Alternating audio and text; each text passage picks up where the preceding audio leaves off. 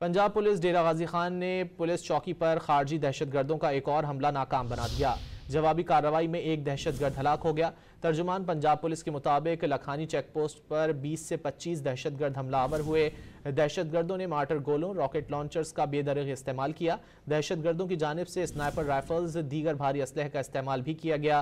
Police, elite force और SOU के जवानों की भरपूर जवाबी कार्रवाई से दहशतगर्द पसपा होने पर मजबूर हो गए। पुलिस की जवाबी कार्रवाई से एक दहशतगर्द हलाक हो गया, जबकि मुतादिद के जख्मी होने की इत्तलात हैं। पंजाब पुलिस डेरा गाजी खान ने पुलिस चौकी पर खारजी दहशतगर्दों का एक और हमला नाकाम बना दिया। जवाबी कार्रवाई में एक दहशतगर्द हलाक हो गया। तर्जुमान पंजाब पुलिस के मुताबिक लखानी चेक पोस्ट पर 20 से 25 दहशतगर्द हमलावर हुए। दहशतगर्दों ने मार्टर गोलों, रॉकेट लॉन्चर्स का बेदरग इस्तेमाल किया। दहशतगर्दों की जानिब से स्नाइपर राइफल्स, दीगर भारी असलहे का इस्तेमाल भी किया गया। पुलिस, एलीट फोर्स और SOU के जवानों की भरपूर जवाबी कार्रवाई से दहशतगर्द पसपा होने पर मजबूर हो गए।